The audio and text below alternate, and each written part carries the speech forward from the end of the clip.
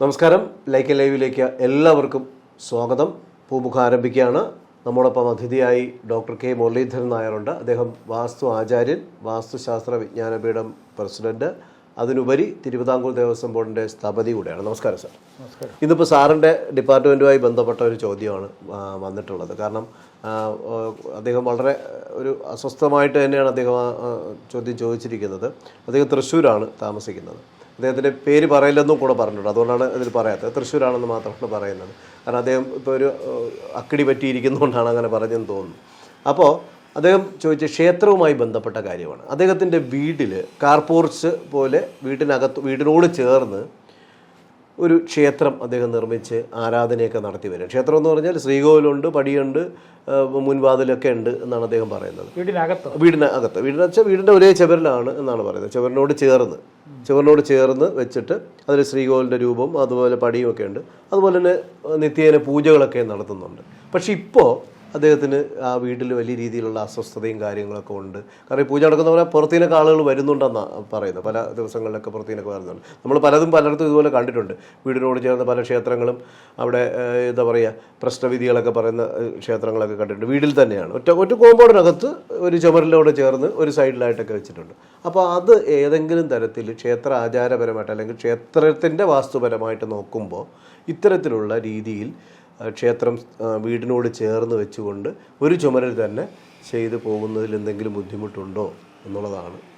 ഇത് നമുക്ക് ഭക്തിയാവാം, അമിത ഭക്തി പാടില്ല. ഒരു മനുഷ്യനെ സംബന്ധമായിട്ട് ഭക്തി ആവശ്യത്തിന്. ചില ആൾക്കാർക്ക് അമിതമായ ഭക്തി വരും. ഈ അമിതമായ ഭക്തി വരുമ്പോൾ വീട്ടിനുള്ളിലേക്ക് അവരിത് കുറച്ച് കാര്യങ്ങൾ അറിഞ്ഞുകൂടായിരുന്നെല്ലാം ചെയ്യാറുണ്ട്. അത് നമുക്ക് ഭാവിയിൽ ആപത്തായിട്ട് വരാറുണ്ട്. ക്ഷേത്ര ആചാരക്രമങ്ങളും കാര്യങ്ങളും പ്രത്യേകതയാണ്.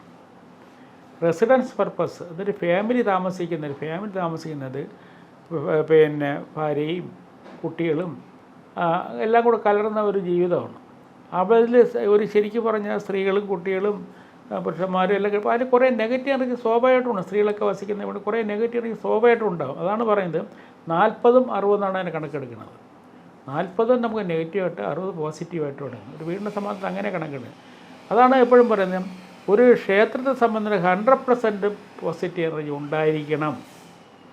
ഒരു വാസ്തുശാസ്ത്രമായിട്ട് ഒരു വീടിനാണെങ്കിൽ 60-70% ധാരാളം മതി. അങ്ങനെ നമ്മൾ എത്ര തന്നെ ആക്കിയാലും ആകില്ല അത്.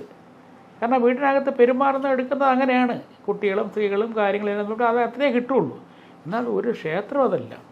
ക്ഷേത്രം പരിപൂർണമായിട്ടും നമുക്ക് അത്രയും ഊർജ്ജ ലെവൽ കറക്റ്റായിട്ട് 100 തന്നെ ആയിരിക്കണമെങ്കിൽ മാത്രമേ അതിൻ്റെ നമ്മളവിടെ ഒരു സമാധാനത്തിന് വേണ്ടിയാണ് ക്ഷേത്രത്തിൽ പോകുന്നത്. ക്ഷേത്ര ആരാധനക്രമങ്ങൾ ഒരുപാട് ചിട്ടകളുള്ളതാണ്. അത് അതുപോലെ പരിപാലിക്കുക തന്നെ വേണം. അപ്പോൾ ക്ഷേത്രവും വീടും രണ്ടാണ്.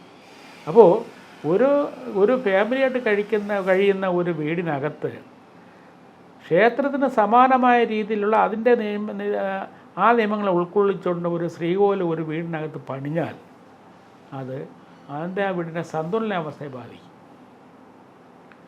അത് ആദ്യമൊക്കെ ഒരുപക്ഷെ നിങ്ങൾക്ക് കുറേ നല്ലതായിട്ടൊക്കെ മനസ്സ് തോന്നുകയാണ്. കാലക്രമേണ അത് ഗുണത്തിലേറെ ദോഷങ്ങളായിട്ടാണ് മാറി വരുന്നില്ല. അങ്ങനെ ചെയ്തിട്ടുള്ള ആൾക്കാരെല്ലാം തന്നെ തിരിച്ചു വന്നിട്ടുണ്ട്. അമിത ഭക്തിയാണ് എൻ്റെ പുറകിലുള്ള കാര്യം. നമുക്കൊരു വീട്ടിലൊരു പൂജാമുറിക്ക് പരിമിതമായ ചില കാര്യങ്ങളുണ്ട്. അത് പൂജാമുറി കാര്യത്തിൽ അങ്ങനെ അതൊരു സംശയം ചോദിച്ചിട്ടുണ്ട്. ചിലപ്പോൾ ചിലരൊക്കെ ഇപ്പോൾ വീടുകളിൽ വയ്ക്കും പൂജാമുറിക്ക് പ്രത്യേകിച്ചൊരു പരിഗണന കൊടുത്ത് അത് ഒരു എന്താ പറയുന്നത്, ഇപ്പോൾ നമ്മളെ ഈ കലാകാരന്മാരാണല്ലോ കൂടുതലും വീട്ടിലെ കൺസ്ട്രക്ഷനുമായി ബന്ധപ്പെട്ട് വീട്ടുകാരെ തന്നെ കുഴിച്ചടിക്കുന്നവരാണ്.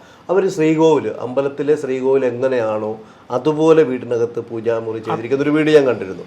അപ്പോൾ അതാണ് എനിക്ക് സാറ് പറഞ്ഞപ്പോൾ ഓർമ്മ. അപ്പോൾ അതെന്തായാലും അതിനും നമുക്ക് മറുപടി പറയുമ്പോൾ ഇത് കാണുന്നവർക്കത് മനസ്സിലാവും. അങ്ങനെ ശ്രീകോവിലുണ്ട്. നമ്മൾ ഇറങ്ങുന്ന സ്ഥലത്ത് സൈഡിൽ കല്ല് വെച്ച് തന്നെ കയറുന്ന പ്രധാന വാതിൽ സോപാനം കൊടുത്തിട്ട് പിന്നെ ഹൈറ്റ് തന്നെ നമുക്കറിയാമല്ലോ, അമ്പലത്തിൽ കയറുമ്പോൾ നമ്മൾ കുനിഞ്ഞാണ് കയറുന്നത്. അത്തരത്തിലുള്ള ഹൈറ്റിൽ കയറി അകത്ത് കയറി ഈ അഭിഷേകം നടത്തുന്നുണ്ട് രാവിലെ. അങ്ങനെയുള്ള പൂജകളൊക്കെ നടത്തുന്ന രീതി.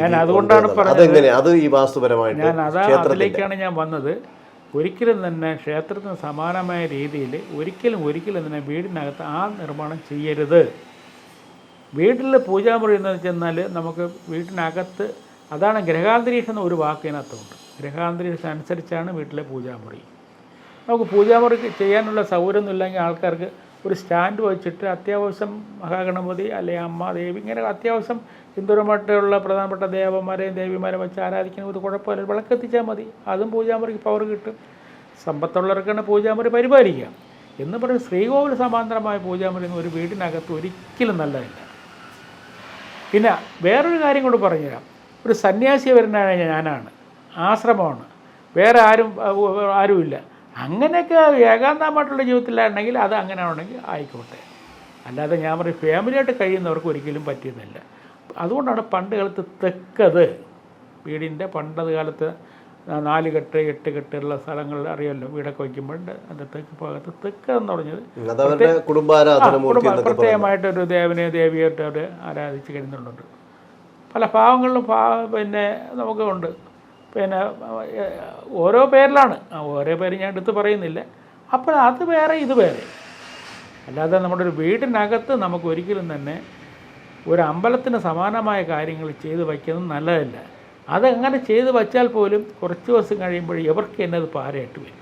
കാരണം ചിലർ ഇപ്പോൾ ഇതിനകത്ത് വിഗ്രഹങ്ങൾ കൽവിഗ്രഹങ്ങളൊക്കെ വാങ്ങിച്ചു വെച്ചിട്ട് അഭിഷേകം ഒരു പിന്നെ നമുക്ക് ബ്രാഹ്മണരുടെ സംബന്ധം വിട്ട് അവരുടെ തൊഴിലിൻ്റെ ഭാഗമായിട്ട് അവർക്ക് 8 ഇഞ്ച്, അത് കൽവിഗ്രഹങ്ങളെങ്കിൽ 8 ഇഞ്ചിൽ കൂടുതൽ ഉണ്ടെങ്കിൽ നമുക്ക് അതിൽ അഭിഷേകം ചെയ്യേണ്ടി വരും. അപ്പോൾ സാധാരണ നമുക്ക് അഭിഷേകം ചെയ്യാൻ സാധിക്കില്ല. അതൊക്കെ ബ്രാഹ്മണർക്ക് അവരുടെ തൊഴിലിൻ്റെ ഭാഗമായിട്ട് അവർക്ക് വേണമെങ്കിൽ ചെയ്യുന്ന തടസ്സമില്ല. അതുകൊണ്ട് നമുക്ക് സാധാരണ രീതിയിലുള്ള ഒരു പൂജാമുറി പരിപാലിക്കുന്നതാണ് ഏറ്റവും നല്ലത്. അതാണ് നമ്മളിപ്പോൾ വീട് വയ്ക്കുമ്പോൾ പൂജാമുറിയൊക്കെ വേണം, പക്ഷേ പൂജാമുറിക്കൊക്കെ ഒരു കണക്കുണ്ട്. അപ്പോൾ അതും കൂടെ ഈ വാസ്തു നോക്കുമ്പോൾ തന്നെ നിങ്ങൾ ചോദിച്ചോണം. കാരണം ഒരു വാസ്തു ആചാര്യനെ കണ്ട് നിങ്ങൾ പ്ലാനൊക്കെ വരച്ച് കാര്യങ്ങളൊക്കെ തീരുമാനിക്കുന്നത് തന്നെ പൂജാമുറിയുടെ ഒരു സ്ഥാനവും അതെങ്ങനെ ആയിരിക്കണം എന്നുള്ളതും കൂടെയൊക്കെ ഒന്ന് ചോദിച്ചു വെച്ചാൽ നിങ്ങൾക്ക് തന്നെ നന്നായി അത് ഉപയോഗിച്ച് മുന്നോട്ട് പോകാനും വീട്ടിൽ അതിനനുസരിച്ച് വാസ്തുശാസ്ത്രപരമായി ഗുണകരമായിട്ട് ഭവിക്കും എന്നുള്ളതാണ്. എന്തായാലും ഈ എപ്പിസോഡ് നമ്മൾ ഇവിടെ വൈൻഡപ്പ് ചെയ്യാണ്. നിങ്ങൾ സബ്സ്ക്രൈബ് ചെയ്യുക, ചാനൽ ഷെയർ ചെയ്യുക, അതുപോലെ തന്നെ നിങ്ങളെ കമൻറ്റ്സ് രേഖപ്പെടുത്തുക. നമസ്കാരം.